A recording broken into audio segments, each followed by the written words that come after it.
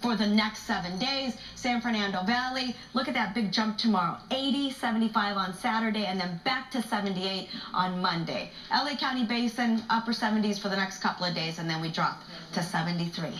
There you have it. We like it. We like 70s. 70s. Can't beat them. Yep. It's January. Vera, thanks. Local environmentalists calling for pollution control tonight.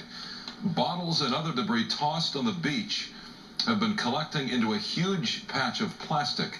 Scientists are concerned that natural ocean currents are gathering the stuff, which could eventually make its way into our food chain. Dave Malkoff with a close-up look. You're looking at the modern ocean, plastic and nature.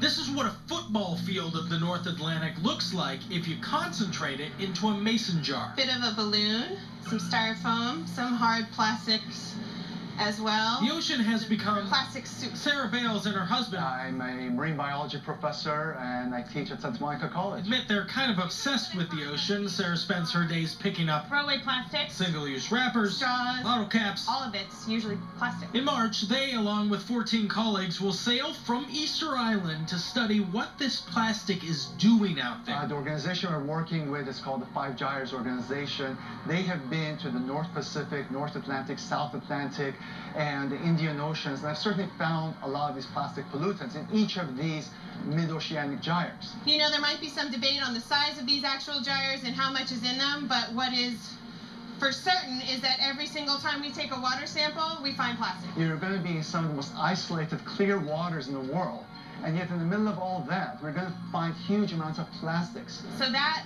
swirls around, breaks down, plankton feed on that. Here's how those chemicals move their way up to you. The big plankton eat a lot of the little plankton, and then the little fish come around and eat a lot of the big plankton. Then the medium-sized fish eat a lot of the little fish, and the big fish eat a lot of the medium-sized fish, which ends up right here. And with that knowledge, I guess you've got a decision to make.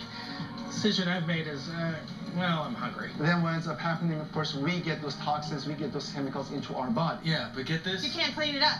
You can't go and drag a net behind a boat and tow all of that out. You're going to tow out the base of the marine food chain with you. It's not up to me to save the ocean in terms of I'm going to collect enough of this stuff that it's going to make a dent in what's actually out there. But hopefully what I do with my blog, it's called The Daily Ocean, I take pictures of it, I put it up online, I talk about it, I talk about what I've learned along the way. And she'll be sending live pictures and stories from out there, hoping to change the habits back here on land. In Santa Monica, Dave Malcolm, KTLA-5 News. All right, away we go. Sports Final, Darren Horton.